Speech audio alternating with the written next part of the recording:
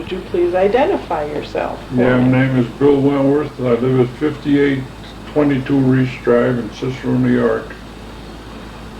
I'm 62 years old, and I don't want to give you no more information other than that. Good sense of humor, too. Okay, Bill, I know that you come from a family, I guess we could say, of canalers. Can you kind of track your family background for me? Well, let's see. My grandfather, died at 94. He had his own canal boat, but his was a horse-drawn, or a mule-drawn, I'm sorry. And he used to, I remember seeing him on it, but I was just a little tot then. But that's when Oneida Lake was good for swimming, fishing, drinking, and all that kind of. It was a real clean lake. That's before they put in the Zodiac.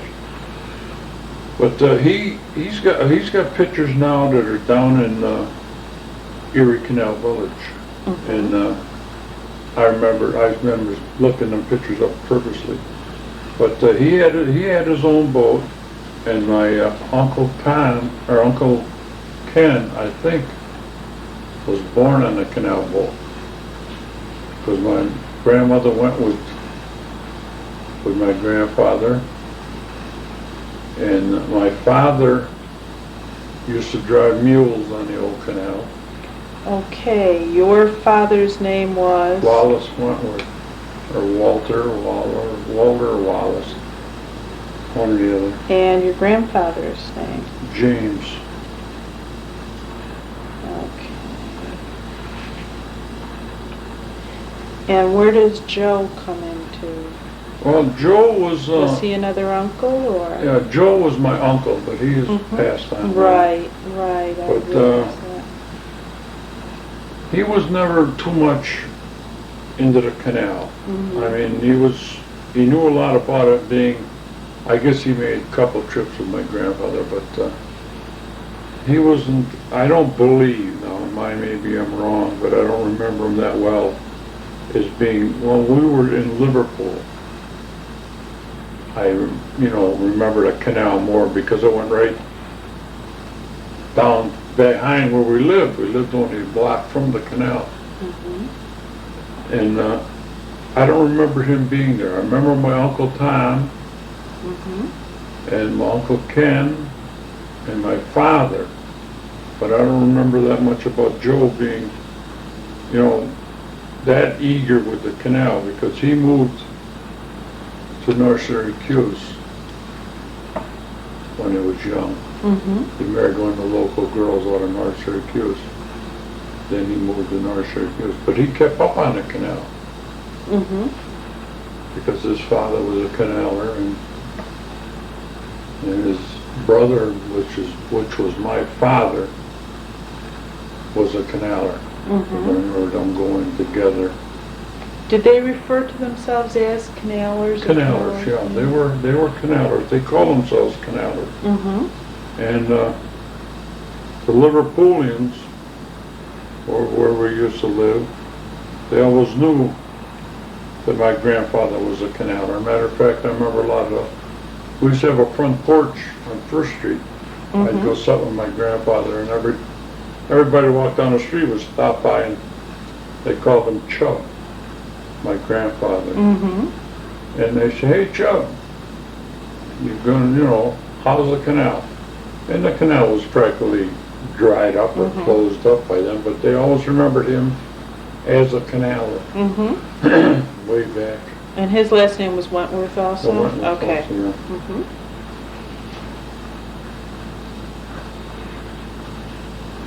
Did he always have a home like in Liverpool, or did he live on the canal boat for a while? He lived on the canal boat probably all summer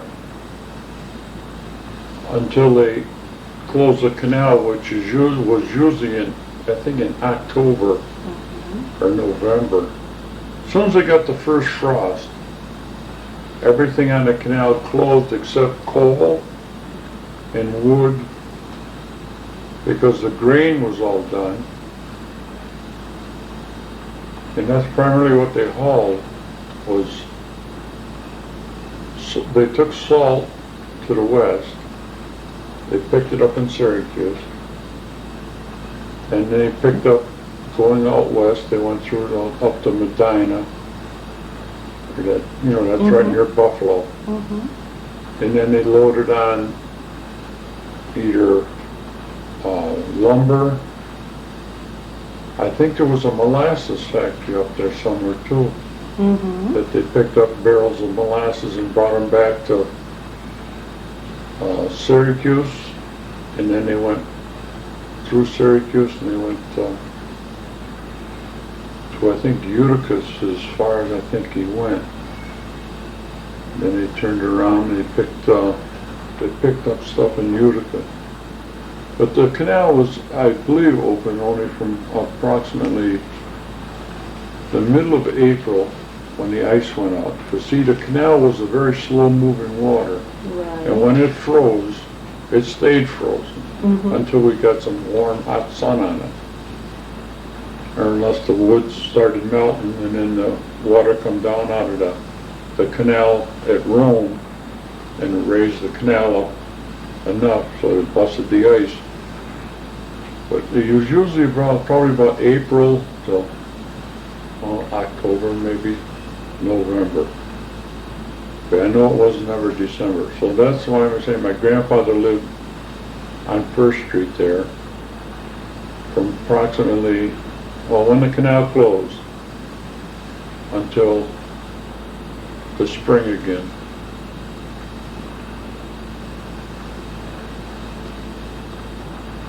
Did the family live on the boat then with him in the summertime and then lived in Well, the town? not, my grandmother, I think, now, this is what I recollect from her telling me. I don't think she made that many trips because she had 1, 2, 3, 4, 5, 6. I think she had 6 or 7 children. I couldn't say offhand, but I think it was 6 or 7. And it's hard on that kind of a mule pulling boat on the barges or the boats. They weren't barges, they were boats. It's hard to have a family life because the kids on the canal were a different breed than the kids who lived in the towns or in the cities or anything else. Because you had a lot of hazards on the canal. I mean, a kid could fall overboard. And on them old canal boats, I mean, you built one in your place down there. You know how the deck sloped. Well, if it rains and you don't wash that off, a kid could stand on there and just slide right off. And before you know it, your mules are going down the road. And he's in a drink. And if you wasn't, you know, had your eyes on them every minute at a time. But a lot of times, though, I remember seeing that they had ropes and chains on kids on the boats. And they chained them right to the hatches. So if they did go over, you could always hear the chains rattling or whatever it was going to call it. And I remember my father roping my brother on, because we used to like to run around the boat. And if you're going down there and he happens to be downstairs doing something that, you know, which is normal, and he wasn't watching, a kid could topple off the side of the boat and nobody else cares about your kids. I mean, you know, they were, I guess, a dime a dozen kids. Because you had all winter to produce them, so. That's the truth. What can I tell you, pal? What was your brother's name? Richard. Richard. And my mother never went too much with us on the canal because she had a group of kids. Let's see, there's 2, 4, 6, I think she had 7 altogether. Oh, 2, 4, 5, yeah, I think she had 7 altogether too. Now, what kind of boat did your grandfather? My grandfather had the kind that the mules pulled, which was, I never really looked into it that much. It wasn't that big of a boat. But it's the same kind they got down near Canal Village, that packet boat. Okay. It was on the same order of that, only this was, instead of carrying passengers, carried freight. It Okay. was, you know, like I say, about the same size. Well, maybe a little bit bigger because it wasn't a boat that carried cargo, or a packet boat like it's down there. People rode on it. So. Did they keep their mules on board, or did they pick them up along the way? No, the mules, they had usually about 4 mules. And 2 mules were always in the front part of the boat. I mean, they had a place to put them on. They had a stable. They had a stable like right on the front part of the boat, and they always had 2 working the bank, or working the tow path. They run 24 hours a day? No, they did not. They run from a little bit before dusk to where at night when you couldn't see no more, because a mule is not a stubborn animal like people think. A mule's a very smart animal, but he will not walk in the dark, because granted he knows that he's not that dumb, so that he knows if he steps in a chuck hole or something that he can't see at night, goodbye leg, goodbye him. And you couldn't afford to lose a mule. I mean, you know, that was your means of locomotion. So they would not take a chance at night. But what I remember my father doing is taking the mules and taking the whole 4 of them. If he was on a decent place that he could take them off into the field at night, and he would tie them so that they could have fresh grass or fresh food. They did feed them grain and straw or hay, but a mule likes to eat, you know, fresh things. I mean, no, he wasn't, like I say, a mule wasn't dumb. I mean, it's like giving you hamburgers when you can have a steak. And you'd rather have something green and succulent rather than something that's dry and brittle. So. Now, how did you hear this about your grandfather's boat? Was it through your dad mostly, or through my grandfather. Okay. We used to sit more than once. I used to sit more than once with him on the front porch, and we'd talk. And he would explain to me, and then I remember going with him one time up to Balmsville. He gets his own tobacco, and he would bring it home, put it down cellar, dry it, and grind it up in my grandmother's food grinder and make his tobacco for smoking his pipe. But me and my grandfather were very close. We talked at length at times. During the summertime, when he was off the canal, we'd go down there and sit in the porch for hours on end with him. We'd go across the street and he'd give me a nickel or a dime, and I'd go across the street and get practically 2 pounds of candy, and we'd sit there and eat licorice sticks and suckers and Mary Janes and candy kisses, which were them Hershey's candy kisses. You used to get 5 or 6 of them for a penny, you know. And we'd sit there and we'd talk, you know. I'd go up with him. He'd send me up there's an orchard. There was an orchard in Liverpool before that was all built up. He'd send me up there and I'd pick apples. He'd walk up with me and we'd take a cart.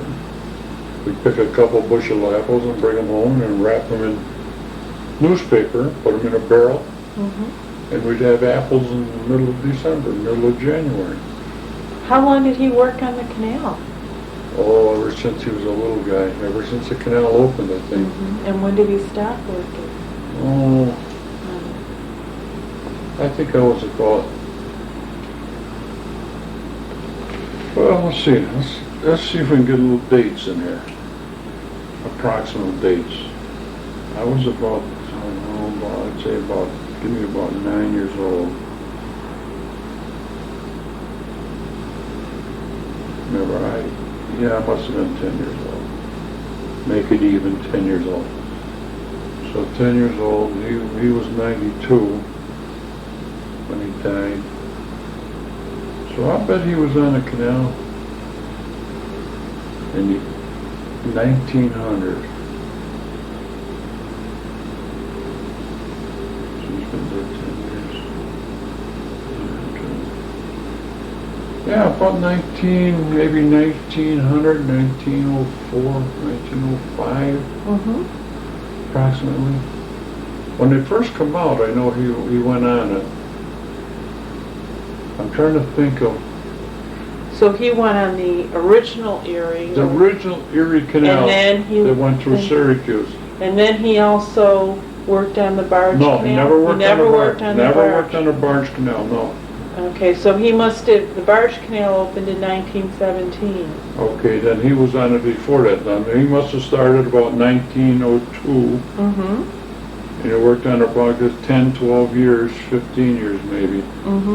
He remembers the cave-in at your place down there. Oh, okay. When That the was canal 1907, I think. Okay, he remembers that. So that's about right then, the 1902. Because he remembered telling me about how wasn't there at the time, but he heard about it. And the canal the bottom dropped out of it. The water all just left.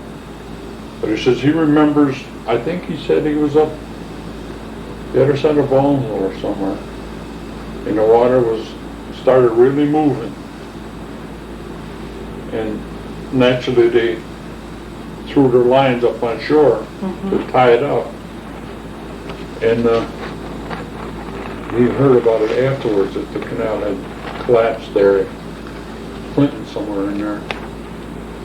Clinton Square, somewhere right near your place there, I guess. The bottom dropped out of it. There was a hole in the ground and just all the water in the canal just went. The only thing that saved the whole canal, I guess, was the locks. The one at Mudlock saved that from there. The canal lock at Mudlock saved that part of the canal. That part west, and the part east, where was the next lock at east? From there. It was DeWitt. Yeah, DeWitt. So the whole canal was drained from DeWitt to the other end. So then after they got the canal filled back in, they just opened the one from that comes down from Boonville, that part of the canal. They opened that up and let it fill all back up again. Black River Canal? Black River Canal, yeah. You ever been up on that one? No, I haven't myself. Man, there's some big locks up there, still in good shape. The granite blocks are still, most of everything else is gone. The wood's all rotted. But that's quite a trip if you ever get a chance to take that one. And if anybody's interested in canaling, that's a good trip for them to take. And because, like I say, most of the locks are there. They're well marked. They're well documented as far as signs go and everything on it, so you can see everything goes on there. But that was a good part for bringing Canadian stuff in. It brought a lot of pulpwood down the canal to central New York. That's where we made our paper from. What did your grandfather do after he stopped working on the canal then? If he didn't work on the barge canal? He sold his boat? Not a case of selling it, I think a case of losing it. He never, I don't know if he actually sold it or whether he lost it to the tax assessor. See, because in those days the boats were taxed. You probably know that. But if you don't pay your taxes, actually, just like the guy in the paper who lost his house. I think they come and took it, but he was ready to give it up anyway, because I guess he was getting up there where he was probably 65, maybe 70 years old. And he's seen enough of the canal. It's an awful hard life, really, for a person, because you're without your spouse for 8-9 months a year. You don't see your kids, maybe you drag along a couple of them, but then the other ones get lost. The girls never would go, because the canals were a rough bunch. I mean, they were drinking. Do you think, did he kind of describe the canalers that way? Yeah. As kind of being a rough bunch? They were a rough bunch. I mean, even they were a rough bunch during the barge canal. I mean, they had nothing else to do. I mean, you know, you go 200-300 miles with nothing to see but slow-moving scenery, and you go bonkers after a while. I mean, it was a group that it was a job that not everybody could do. I mean, you were a special breed to be a canaler. You know, I was proud to be part of it. But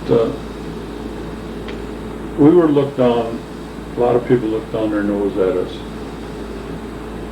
At my father, and my grandfather, and my uncles, and myself, because we weren't the cleanest people. We had water, naturally was on water, but we couldn't afford the clothes that other people could do, and we couldn't go to school as much as other kids could go to school, because we had a job to do, and it was part of our life.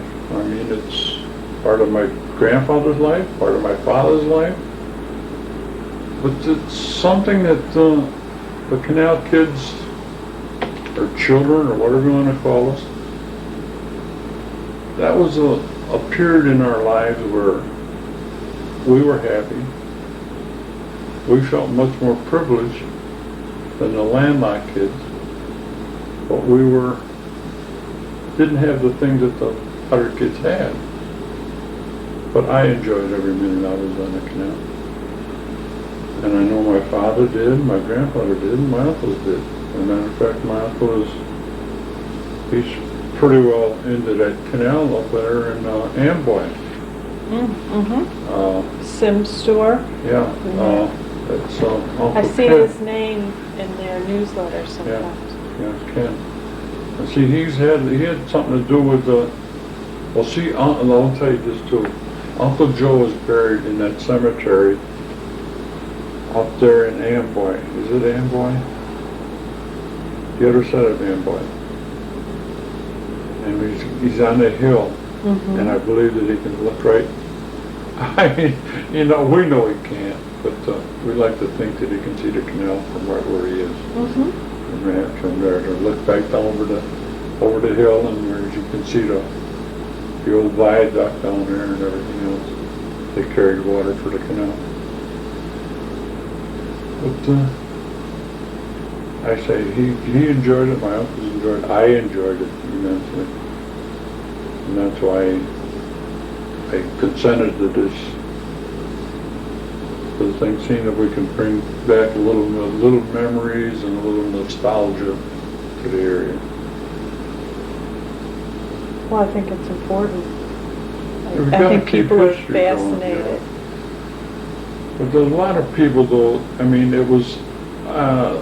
I'd say again that they looked down our noses at us. But we did a service. We actually committed a service. Without us, I believe, and I like to think this way, that we did perform a very valuable service, like carrying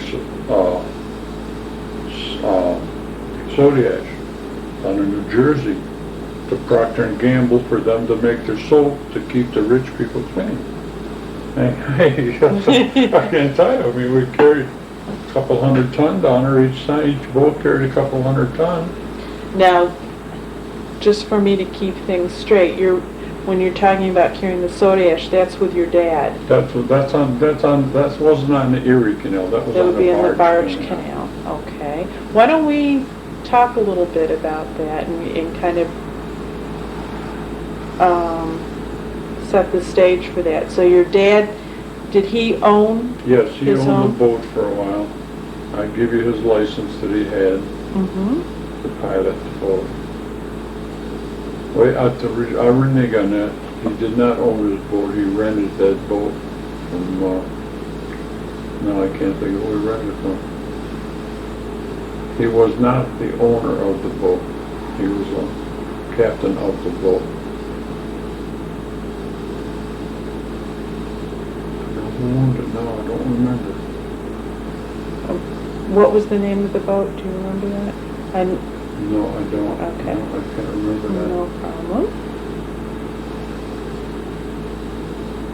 I did the one at the barge that I give to you. I Mhm. put his name on it as, I mean, he never really owned a boat, but I figured he's got his own boat now, Mm-hmm. Mm-hmm. wherever he is. Now that boat that you gave us, you built it yourself? I built that right from scratch. You built it from scratch, and it's based on what you remember? My I think? recollection Mhm. of the boat itself, I mean, I remember one spring, or one real early spring, I took off from school, and we had to caulk the boat with the caulking irons. I don't know if you even know what a caulking iron is, but it's a lot of work working with that, and we didn't use cotton in those days because we'd rather have it for clothes. We used hemp, which is the brown. I love the smell of that stuff. And we used to pack all the boat, all the seams, put it up in, we used to, in Ballinsville was the best place. They had the Ballinsville boat yards. And we'd draw it up and just pull it up on shore. With about 10, 12 tractors get on it and just slide up on shore. And we'd caulk it, and then we'd white lead it, and then we'd paint it, and we'd slide it back in the canal. What color did you paint the boat? The top of it was white. The bottom was red lead. I remember that. That was a lot of fun painting that because you get it. Oh, it's like painting on whitewash. But it worked. I mean, it done its job, and it didn't foul the boat up too much. But it was a mess getting that stuff on you. Because you wore one pair of pants. Matter of fact, we didn't even wear. We just wore our shorts. My father used to wash us off with kerosene. Then we'd have to jump in a canal. But, you couldn't get much kerosene on your body without jumping in a canal and getting that naphtha off you because it burned like crazy. But that's what we used to do. We was barefooted with a pair of shorts on, and we'd be red from. We looked like red Indians. But I enjoyed it. Tried puttering with it. So you built then the boat from your recollections of working on it? From the best of my recollection, from caulking and everything else, and like I said, we had to work on the hull a little bit. And when I got done, I remember how the beams were, and how the main supporting beams were, and how the uprights were. Well, like I say, I mean, I built it. And what kind of boat? It was a barge? The one that you built? Yeah, it was a regular canal barge. Mm-hmm. And you were giving me the dimensions before we had the tape They were on. approximately 87 foot long. This is just my recollection. About 87 feet and probably about, maybe 15 feet, 16 feet, maybe 18 feet wide. I think they're about 18 foot wide. They had a draft of approximately 4 foot. That's below the water line. And then when you loaded it, naturally it had a draft of approximately 6-7 feet. The light, as a lighter, it would be about 4 feet in the water. It was made out of Not pine. We never used pine on a boat.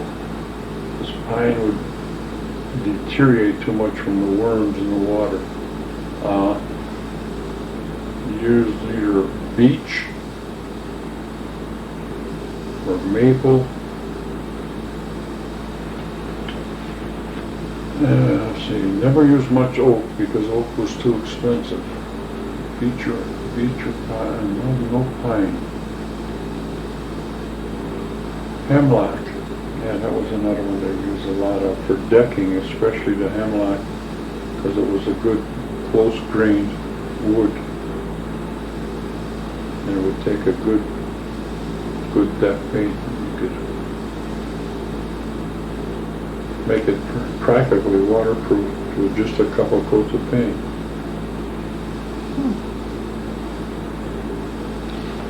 Now, did you hook up with other barges sometimes? Oh yeah, we never went alone. Mm-hmm. We never went alone because it would not pay for a tug to pull a barge. Usually the normal amount of barges in a tow, they call them a tow, would be from 6 to maybe 8. Well, once in a while we'd end up with 4, but that would be before we'd hook up with somebody else on the way down the road. But I've never seen more than 8 in a tow because you couldn't control them. And I'll tell you a little story later on why they never had more than 8 barges in a tow.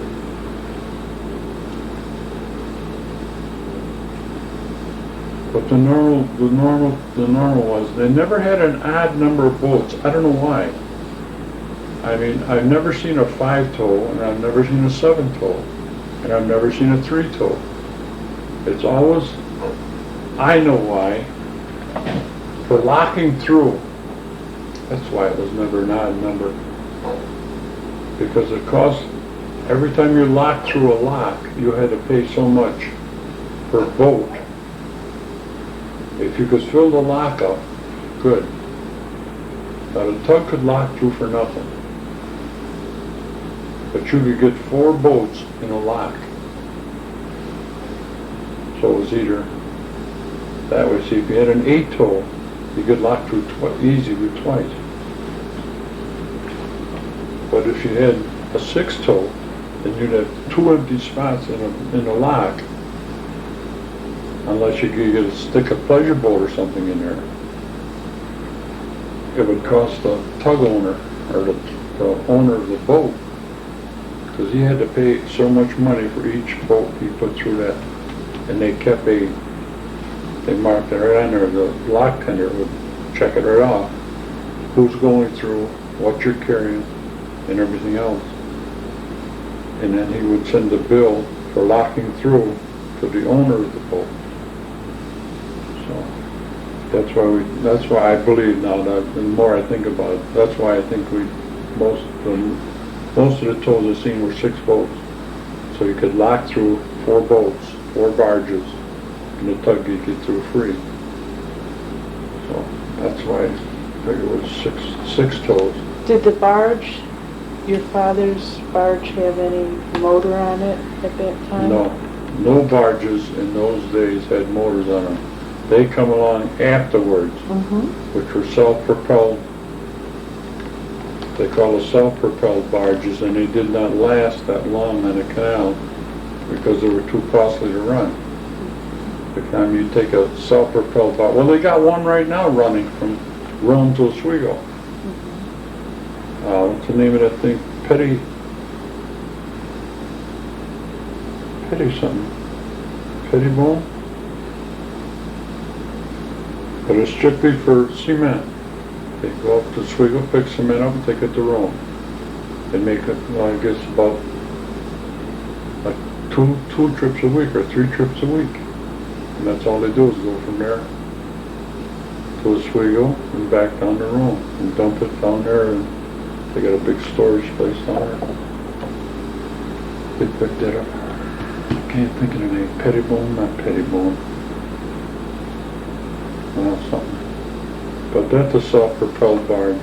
Mm-hmm. and it cost too much for the amount of stuff they haul.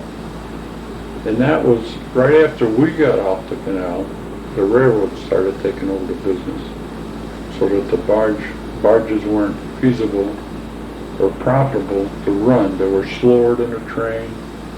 And then after that come the trucks, which on the interstates, being 50, 60 miles an hour, and we were going 5 and 6 miles an hour with 200 ton, they could carry 20 ton and get 10 trucks and be there 2 days ahead of us. So that's what cut off the canal. That's what broke the canal's back. What year did you get off the canal? 1 year before I went into service, it was 18 when I went into service. 62 now, so that was 44 years ago. 1968 and 44. 1944. 1924. No, it can't be 24. I was You've born got in 68 instead of 86. 86. Oh, There you geez, go. That's better. That's okay. 42 then. 1942. I was one of the last ones on the. Now your dad was still doing it? No, he got out same time I did. He went to work in a railroad. Mm-hmm. So you were always helping him though when you were on the canal? You didn't have your own barge or? No. I never took it upon myself to become a captain. I didn't. It's too lonely a life. I mean, I didn't make that many trips with him either. I probably only made 4 trips, maybe 5 trips and 6 trips. But I couldn't stand it. It was too boring to me.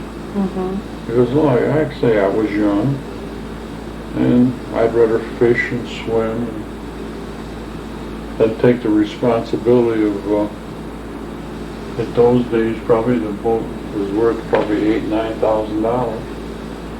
I didn't want that responsibility.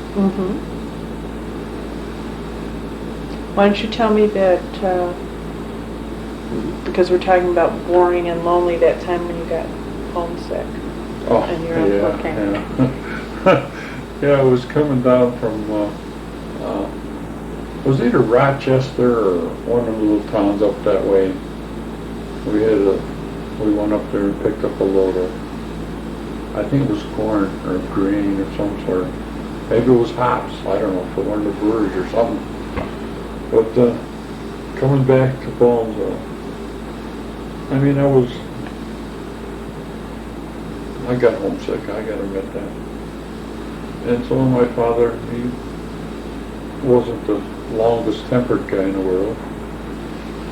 He said, "I'll call up my brother and have him come out and pick you up and take you home to your what do you want to call it?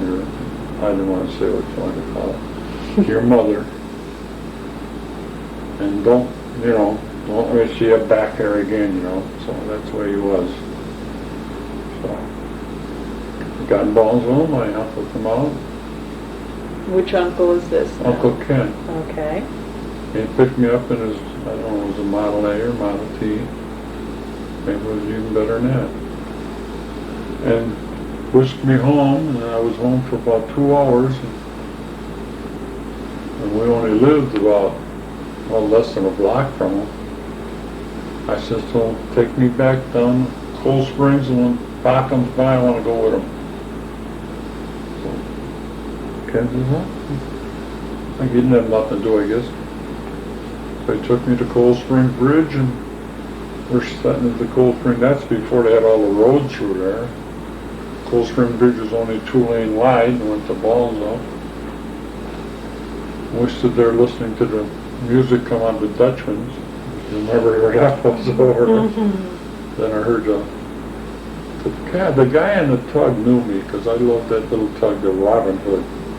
The smallest tug on the canal. But he used to be a little workhorse. He seen me up on the bridge on the wave, and he started blowing his steam whistle at me. And I seen my father in the second boat, he was steering. The first boat never steers, the second boat steers. It steers the first boat, and it goes around the farm and around the fence.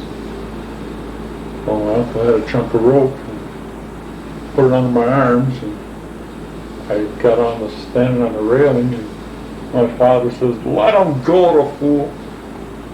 So, I mean, he was going to drop me. So he lowered me, and I caught the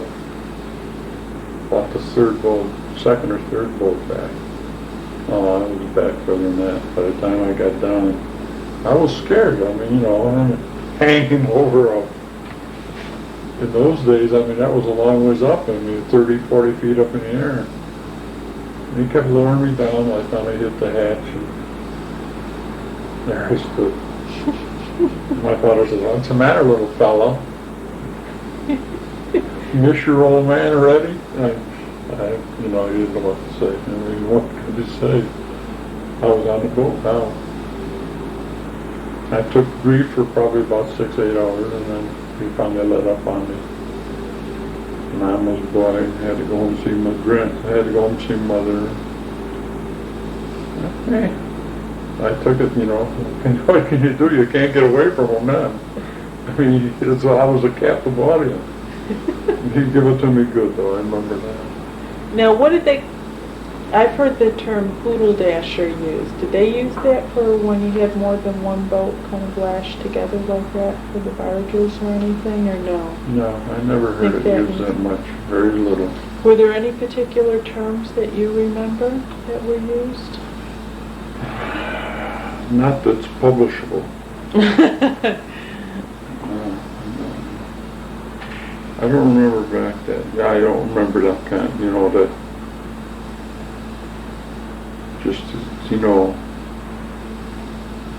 just normal words that you usually use, but I didn't remember any words that might be in nostalgia or would bring back memories for anybody. Mm-hmm.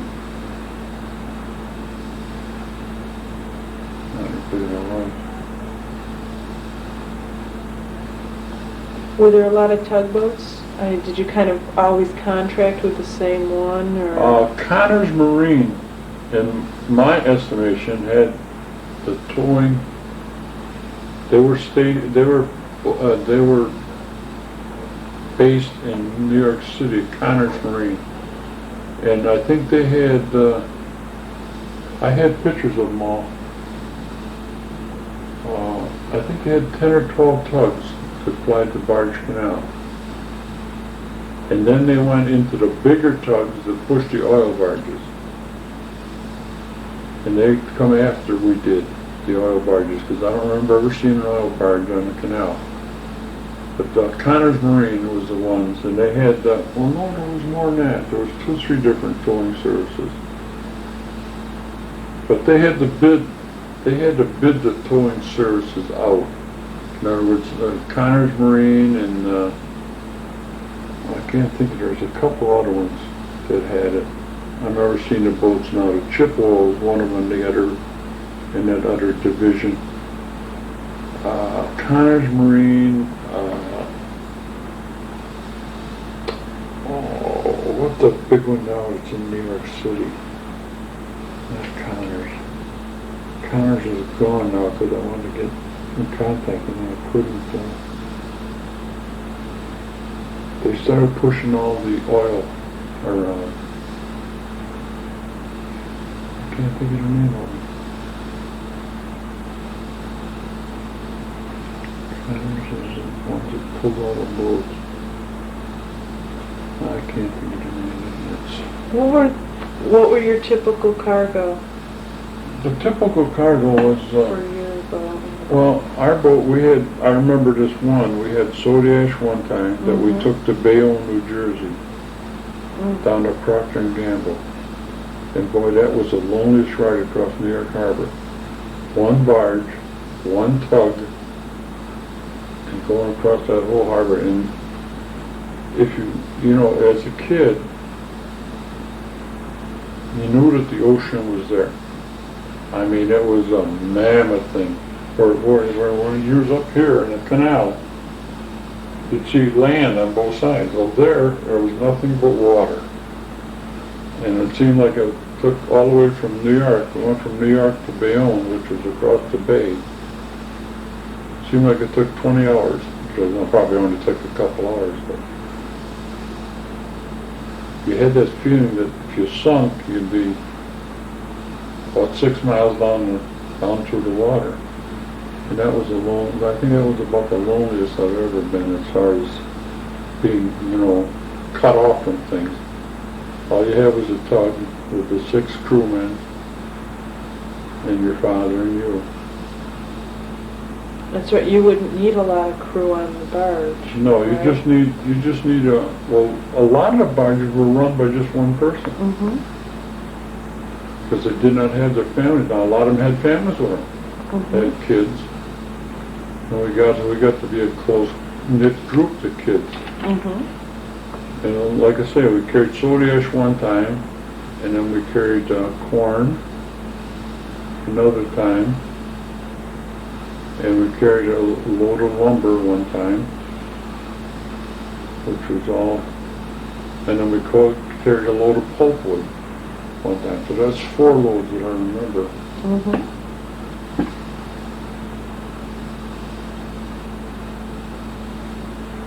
And your father could actually make enough of a living to support the family by being a barge captain? In those days, I think a whole year wages would probably be about, I'd say,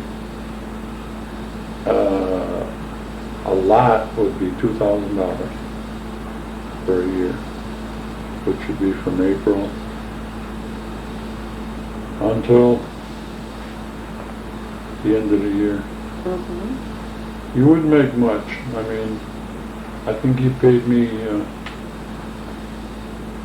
15 cents an hour, Mm-hmm. or maybe 10 cents an hour. But I didn't have much to do, so I figured I was earning my money doing nothing. The only time I worked is when we locked through. So, there wasn't that much work to do. So I probably made $1 a day. And then work a week or 2 weeks on a trip, and then I'd stay home for one trip. And when I run out of money again, I'd say I need some more money, Dad. Gotta work for it. So. The tugboat would signal the lock tender then by tooting its horn or Yeah, whatever? Coming to a lock, you got one long and 2 short. Mm-hmm. Coming to a lock. I remember that clearly because I was in one time up in the captain's, or up in the wheelhouse. The captain says, "Signal Bonzo, we're coming." And we were just coming around the bend up there. I don't know if you know where Cooper's Marine is. Mm-hmm. So, this is your turn. Here it was a rope hanging, and I had to jump up to grab the rope. I laid on it the first time. I must have blasted for, I think the engineer downstairs says, I think he said, "No, this is off the record. Get off that GD rope. You're wasting all the steam." Yeah, one long, 2 short. That lets the lock tender know. Then he'd flash a light whether the water was up or water was down in the lock. If the water was down, you had to tie up. Then the captain would, or the captain of the tug would drop the tow lines. And we'd have to work like crazy to get the boats doubled up to go into the lock. And he'd get behind us and gently nudge us into there. And that's when we took a lot of paint off the sides of the boats. Mm-hmm. If he was going just a little bit too fast or something, and hit that concrete on the sides, even with all the fenders on it, with the tires we used, would take a lot of paint off the side. And then my father would use a little more of his colorful language. And I might get booted a couple times, but other than that, things worked out all right. And, you know, it tells you to jump off the lock, and you got about 8 feet to jump, you know, jump off the boat and secure a line to one of the capstans or divots to snub the boat down, slow it down before it got into the lock and tore the lock gate off. And then if you snubbed it up too tight, then they'd holler at you, you're stopping the boat. Then the tug would have to come up behind you and give you a little gentle nudge, and then they'd nudge you up again. But it was a lot of fun. I mean, I enjoyed every minute I was on there. I just wish I could, well, I don't want to reminisce and go back that far. I enjoyed it. I just feel so sorry for the kids today that they can't go through something that I've been through. They've got two, they don't have nothing really that we had when we was kids. Like we used to have to wear our sneakers only to school and go barefoot the rest of the day, or the rest of the time. Because you couldn't afford sneakers. I mean, granted, they cost probably $1.50, $2 a piece for a pair of them, but you wear your shoes, you wouldn't dare stuff your toe. What did you wear on the boat? A pair of shorts and a pair of bare feet. Mm-hmm. Except when it started getting night, then you'd have to put on a... Do, huh? Another date? Don't we have another appointment there? And I ain't even got through half the stuff. No, we used to wear a lot of bare feet. And you used to have to let your toenails grow in those days. So you could, you know, instead of slipping, you could dig your toenails in and hang on. Oh, okay, pretty good. Go on. Well, tell me some of the things that you have written down or that you wanted to Oh, talk yeah, about. this is a cute thing, you know. Me and my brother, we went one time with him. He went one time.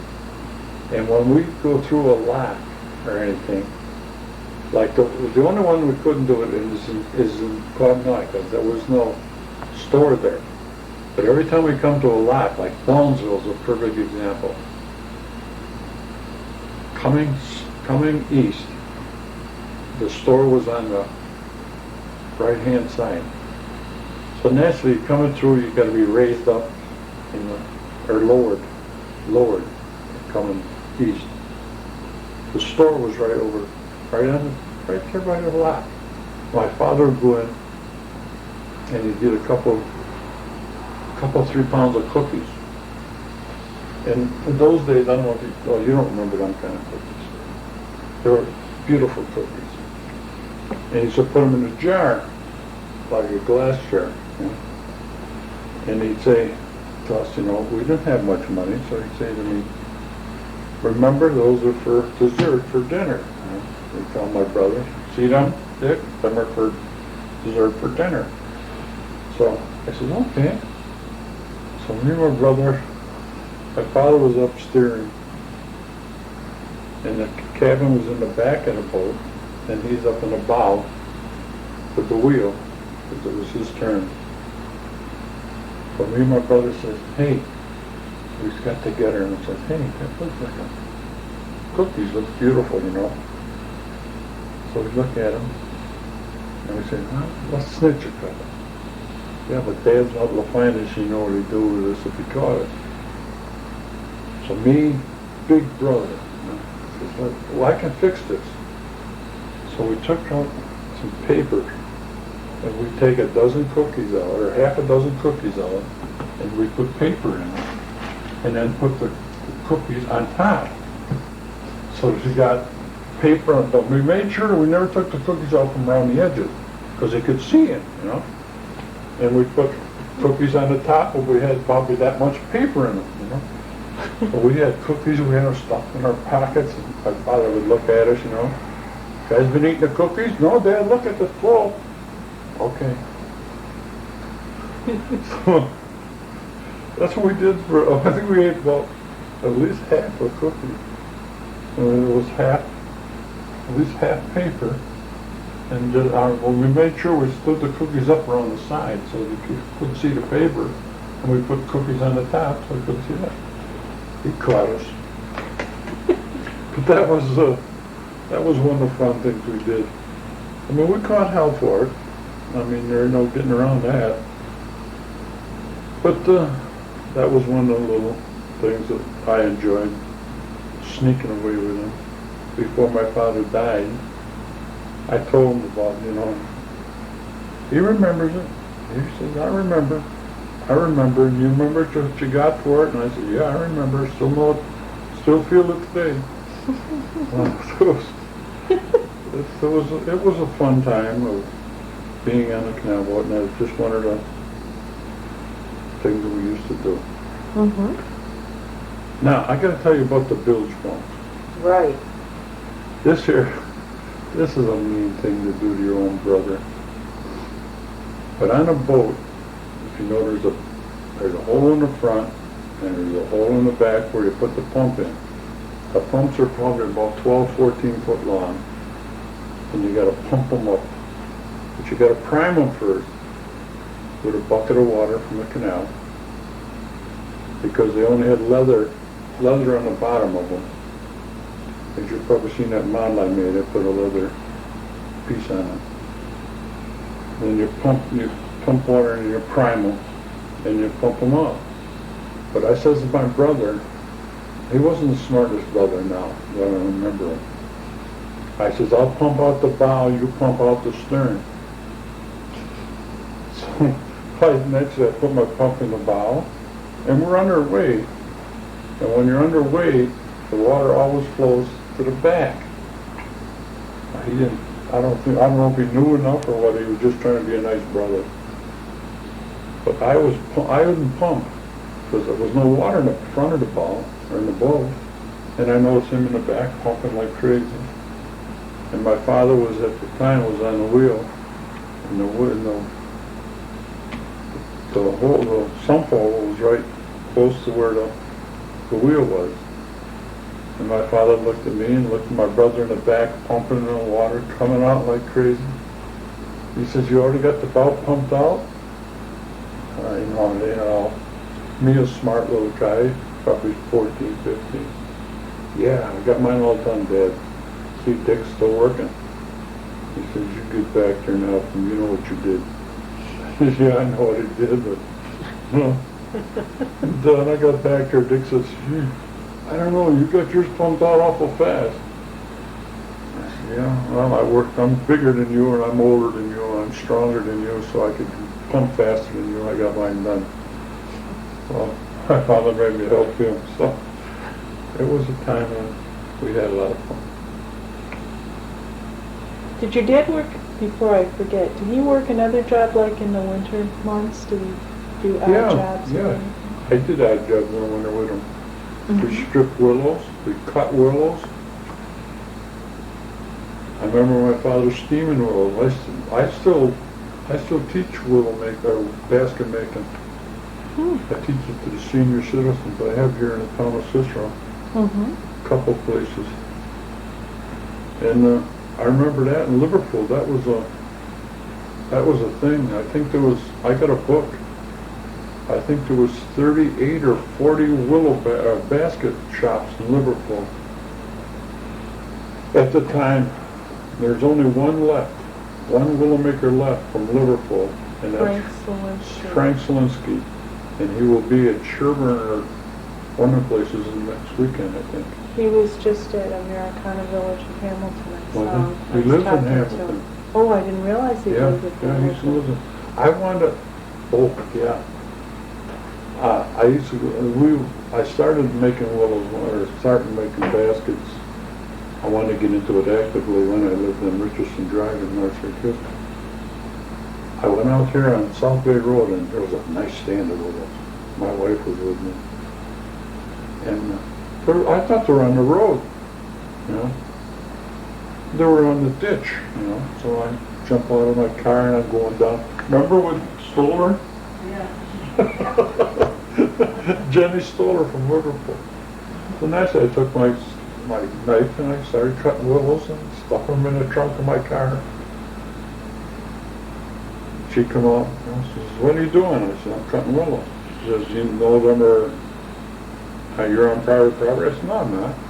It's a town, or it's a county property, it's a county road. They own 20 feet on either side of the road. Well, she says, no, they don't. That's my willows, and you're cutting my willow. I says, okay. I says, what's your name? She told me her name. She lived over there. I says, are you Jenny Stoller?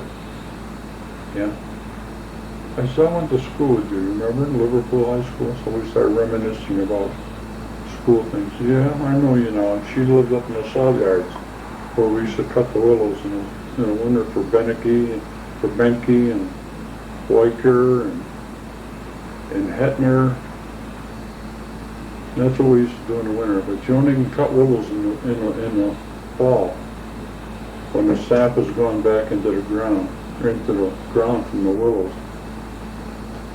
Then you have to take them in. They have to be steamed and stripped and dried and wet and then worked. So it's a long, drawn-out process. And then that's how my father made money in the wintertime, in between boating. And we made a few pennies or a few whatever we could get for doing it. I remember cutting willows for 8 cents an hour. But in those times, you'd work 10 hours, that's 80 cents, and 80 cents would buy. I mean, you could go into Vinnie Wurzburger's meat market there in Liverpool, and we should get the pound of hamburger for probably about 12 cents. So hey, 80 cents would go would supply us a lot. We used to go and ask for meat bones for soups. And they weren't like the bones you get now. You'd get a chunk of meat on the bones. You could just throw carrots and potatoes and anything you had left over, throw it in and make a great big soup, and it would feed the whole family. But that's what we used to do in the wintertime. We used to, in the fall, we used to cut the willows, and then in the winter, we used to strip them and dry them, and then I tried to get into making baskets, but nobody would take a clod like me because I was about all fingers, all thumbs, so I wasn't very handy. So I never made any baskets as far as I go, but I did the menial jobs, like stripping the bark off them and getting your hands all real brown. You'd go to school and all the kids would say, what are you doing? What do you got in your hand? This is a willow basket. It smelled good to me. It didn't look good, but made a few dollars. Is the house that you lived in Liverpool still standing, or is that you lived in Liverpool, right? The one my father or my grandfather lived in is gone. Mm-hmm. Harvey's tore that down. The one where I lived, where I was born in the theater on First and Tulip Street. That's gone. Then we moved to the brick building where that furnish place is. That Blue Paint? No, furniture. Blue Paint is. Okay. It was First and Tulip Street, right across from the cobblestone. Yeah, my father in the cobblestone. He's going in his buckets of beer. A little metal pail. No, that Holden Harrigs. We used to live upstairs there. And then we moved out of there, and then we moved up next to Frank Dumack, which owned the Ice House, there was Proudy's, and then us. Yeah, okay. 2 houses from the brick building. We lived up there, and then during the Depression, we lost that place, and we had to move back to where Holton and Harrig is again upstairs. And then after that, I married a rich girl from North Syracuse. Yeah, rich girl. The mother had 7 kids. Yeah, she was rich, all right. Yeah, we were both stupid and in love and whatever you call it. Yeah, depression. But to get back to, never mind where I lived, I want to tell you about a storm on Oneida Lake. Okay. I don't know if you know what Oneida Lake is. You know how big Oneida Lake is, 22 miles long, 26 miles long, and approximately 4 miles wide at the widest spot. It's a very shallow lake. And in the canal days, Burton was one end, Sylvan Beach was the other end, and practically in the middle of it was Cleveland, New York, on the North Shore. Well, they had a tug station in there for canalers like us. So we started across the lake with a full tow, which was 6 boats. The wind come up out of the north, and we had 6 boats.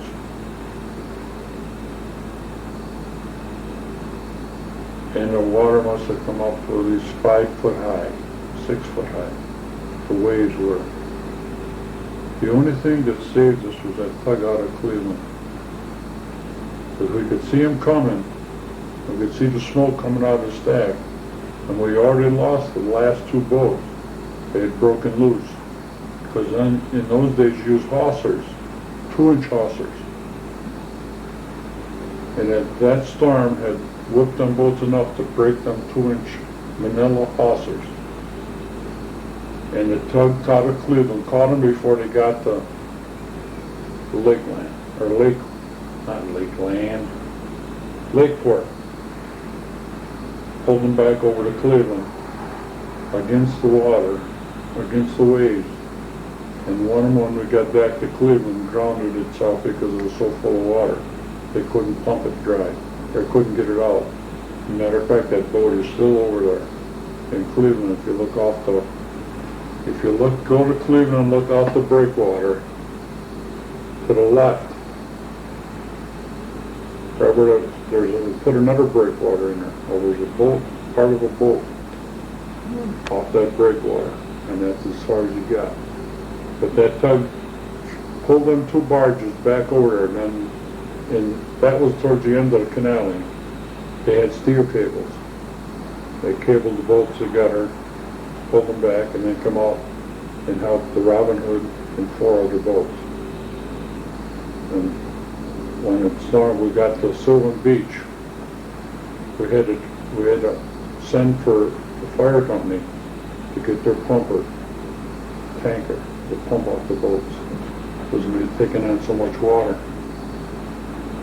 We almost lost the whole six boats, but we only lost 1 out of the 6, and that was a scary thing. Because when you can't see nothing in front of you or around you, and you're just bobbing up and down, and you know you got 100 ton on a boat. But that was something that was a scary thing. But that was we were thankful that they had that tug at Cleveland. I didn't realize they had a station there. Yeah, they did. You look that up and go down and see what's his name, the guy down at the museum on Montgomery Street, is he, or is he somewhere else now? Dick Wright? Dick Wright, I think. I went down and seen him a couple of times. I think he can tell you that they had a tug over there. He was on call for just that purpose. That's all he did. They sat there week after week, and they might not even get 1 call. But just the 1 call was enough to save some people's lives and save some equipment. Well, did Oneida Lake have a reputation of being a tough lake? Very tough, very tough. In other words, they docked. If I had some pictures, if I could find my photo of them, I'd show you some pictures where they had at least 60 boats tied up at Burton, waiting for the lake to calm down enough. Talk to you about. Have you ever been surfboarding? I'm too chicken to try it, but I've just So am I, but did you ever surfboard at 5 miles an hour? Yeah, we surfboard on the canal boat. Really? Yeah, 5 miles an hour. You don't believe that's possible? It's true. Well, now you're going Use- to have to explain. You use a hatch cover. You know the hatch covers. Mhm. You got them down there. Well, on the hatches, there's a hook or thing you can lift. You tie that on, throw it over the back of the last barge, but make sure you got a rope on you. Because if you happen to fall off, you're long gone up the canal, or long gone down the canal, whatever you want. But if you manage this right, you can sit on the back of a hatch cover and surf for it. I mean, the hatch covers are 16 foot long, approximately 16 foot long. By having two of them on the back, you can actually surf on them.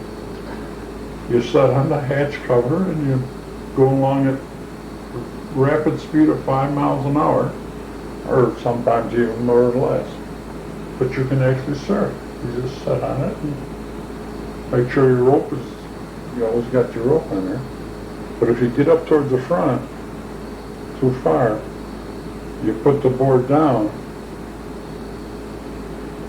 you better get out of the way because you don't know where that board's going to come back out. Yeah.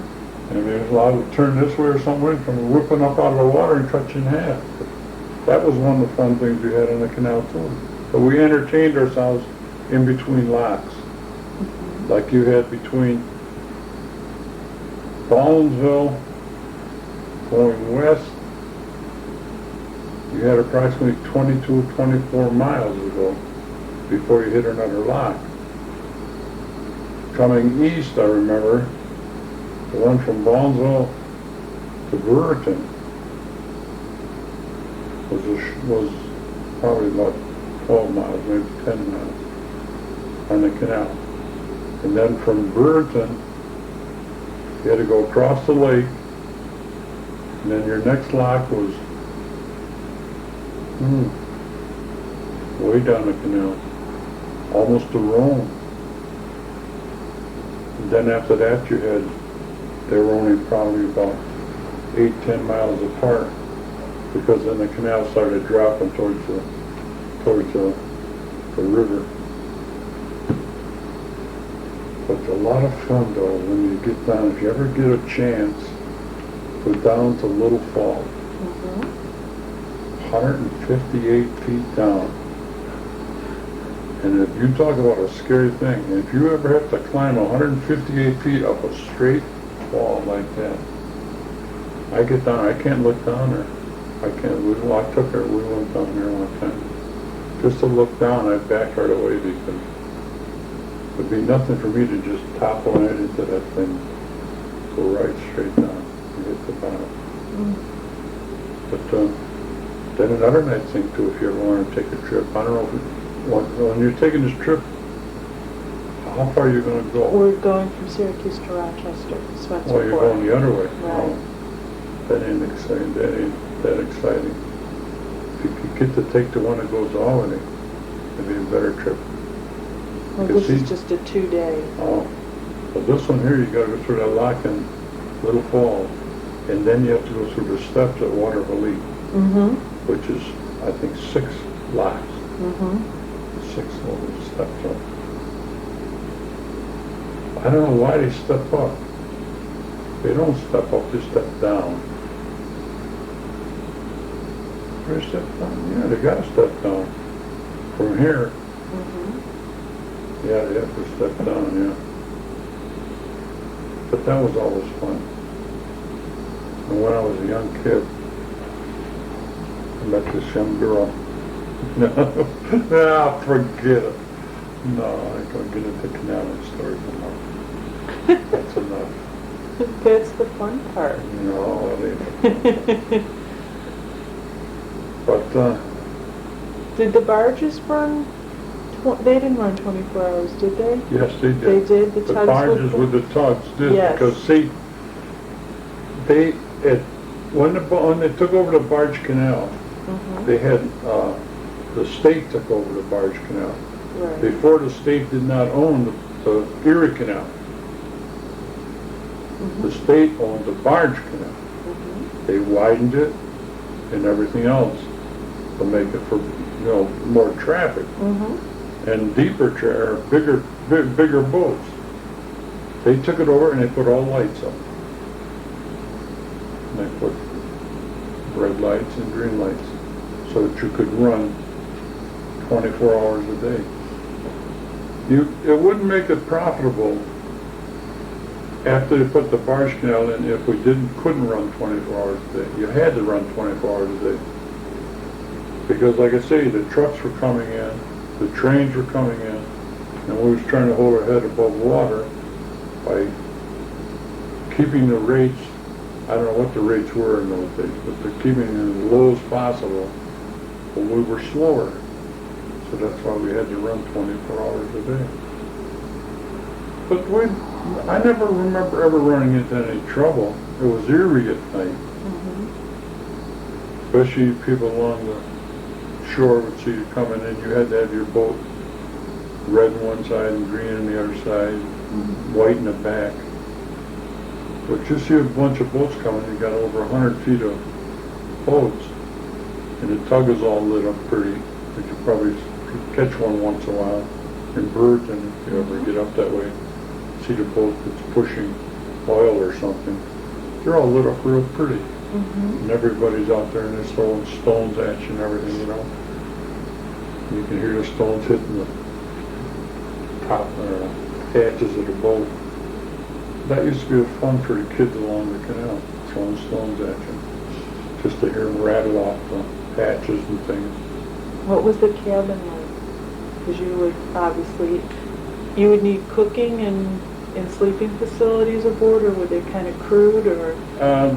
We had 2 bunks. 2 bunks and a stove when it got cool. It burned coal. And we had fuel oil lantern, or, kerosene lantern for lights. But my father didn't want to spend too much money for kerosene, because it probably cost, 3-4 cents a gallon. And so we'd go to bed or stay up on deck until we got tired, and then we'd tumble our way downstairs. And I knew that I had one bunk and he had another bunk. And then my father would holler, "Come on up, you gotta stand the watch." And then I'd go up, and for 4 hours I'd have to set up on the boat and listen to whatever I could hear, anything. If anybody was in trouble, and he'd get down and sleep for 4 hours. Okay. But we didn't, as far as cooking goes, we had a little oil stove that we cooked in. As far as toilet facilities, we had practically none. I mean, there were... Did you find a little stove in the barge?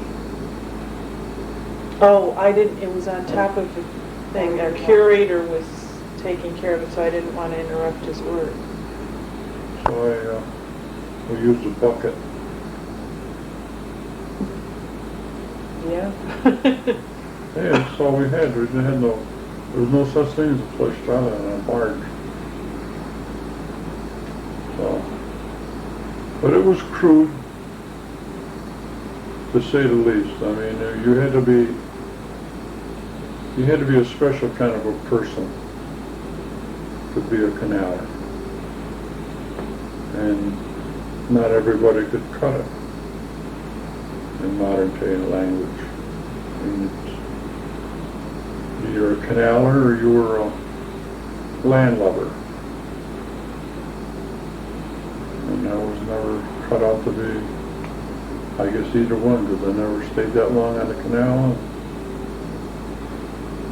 Now every once in a while I build boats and build plugs and reminisce. I was just reading about canal children that I bought a book on. And it shows a lot of what the kids look like in the canal days. Bare feet and pants and an old hat. And that's more or less what I enjoyed and what I'd like to go back to, but I know I can't never go back that far. But it was a pleasurable time for me.